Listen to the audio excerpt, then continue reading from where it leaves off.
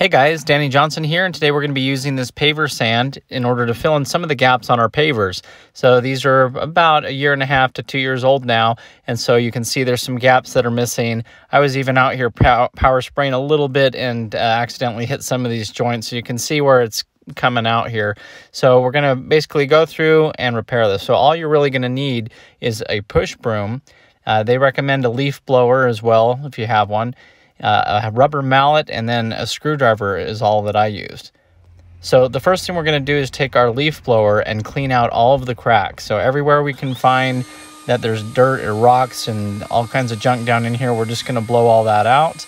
And then we're also even going to take our screwdriver and go and cut into some of these crevices in order to break up the paver sand where maybe half of it was good.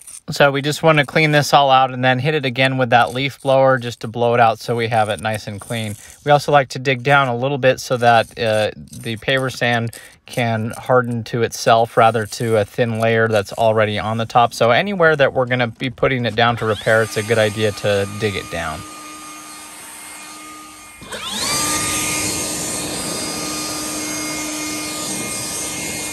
Next, we're just going to simply pour out our paver sand down in the joints where we want it. So this doesn't look too pretty because I was doing this one-handed with the camera, but you get the idea. We just want to pour it down, and we're going to take the broom and spray over it anyway, but we just want to have a nice area down here. And so once we get it down over all the joints in a nice line where we're going to have all the cracks that were exposed, we're going to take our broom and we're just going to start sweeping over it. So we're going to sweep it so that it goes down into those cracks. And we also want to compact it. So if you don't have a compactor, then that's where we're going to use our rubber mallet, even our shoe or anything like that. So we're just going to first go through and just drag it over all the cracks where we want it to fall down in. And then come in with our rubber mallet and just start pounding it in order to get it to really get down into those cracks. And even if you just want to use the palm of your hand as well, that works. Just make sure that it's getting compacted down in there. I even found it helpful to step on it in certain places too if I saw that I had some big chunks that were missing and not getting down in there. So we just want to get that sand down in there. So once we have it spread out pretty good, we're going to go ahead and sweep it again and just go gently and as evenly straight across the top as we can. This is where it said you can also use the leaf blower, but I found the leaf blower would try to blow it out of the cracks. So I would just line it up again and give it some nice pounds just straight down into those crevices.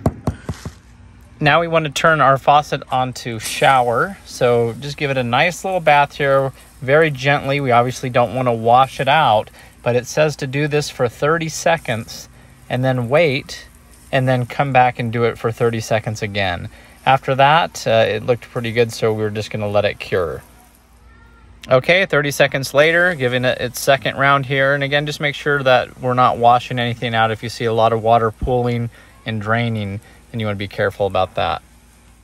Now, I had a good amount of it get stuck into a crevice on the cement. And so what I did is I kind of dug that out, and being wet, I would go and find if there were any low spots and really smash it down in there and use my finger kind of as a trowel just to kind of smooth it back out. So any of the really low spots, if you see any, then you might try that, but we just want it to be mixing with some other sand that's already down there that's wet so it can all dry together.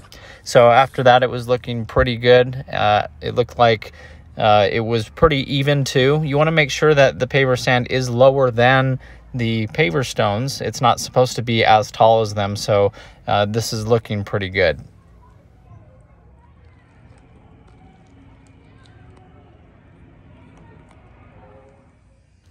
Okay, so we went out and checked it the next morning. You can see it's dried really well.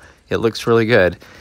Just ran my fingers over it and it feels nice and hard. Of course, it still is paver sand, so if you dig at it, it will crumble a little bit.